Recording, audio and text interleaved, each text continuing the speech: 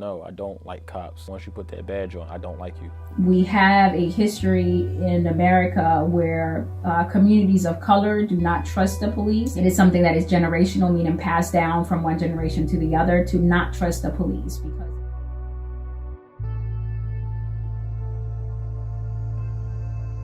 when I was leaving a roller rink in the northeast area of Philadelphia called Jams, me and my cousin and Richard and a couple of his friends, we just got out. We were walking because he lived on Somerset, which was further down on the boulevard, but we were just up there, we were just walking. And apparently somebody's house got robbed nearby, and so the cops stopped us, was questioning us and everything. At the time, I just knew like whatever my cousin did, I did. So like my cousin was kind of quiet, so I was just quiet. But I was watching everything, and then out of nowhere, like one of the cops like started snapping on like one of my childhood friends. He started like being aggressive with him. He wanted to detain him, but like at the time, they're older than me, so I had to been around like 13, 14, so they must have been like 15, 16, 17.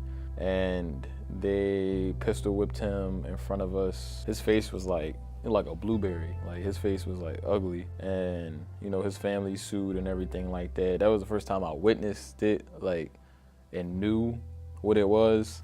So what we see is that people of color are criminalized at higher rates than people that are white or Caucasian. So you really see people begin to discuss racial profiling kind of as part of the reason why we have so many people of color in our prison system. Trying to understand mass incarceration in America, trying to understand the reasons why we incarcerate, men and women of color at higher rates, I began to investigate really the ideas of race overall within the criminal justice system. Think about 3 different aspects of why it occurs. So people often go to the individual aspect, right? What was going on with the individual police officer?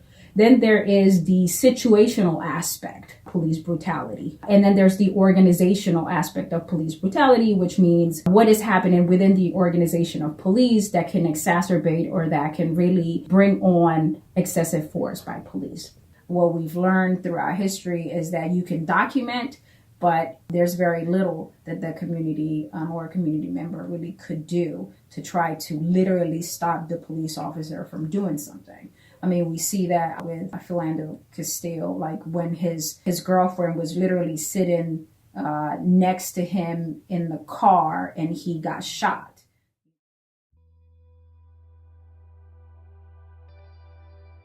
Probably. I'm not sure, but I mean, I don't trust cops. Simple as that. I never will, I never have. I'm not gonna teach my kids not to trust cops. I'm gonna keep them to be aware of cops.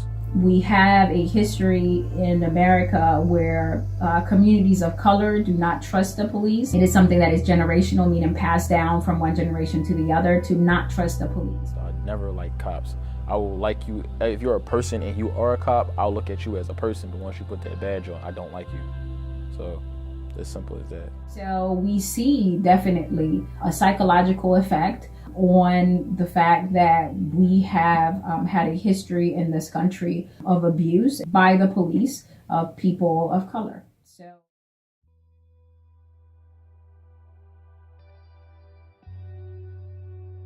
there needs to be a program that rebuilds minority relations with the police, because that's where it comes from. There is a big disconnection between the minority population and the police community. Like, there is no trust.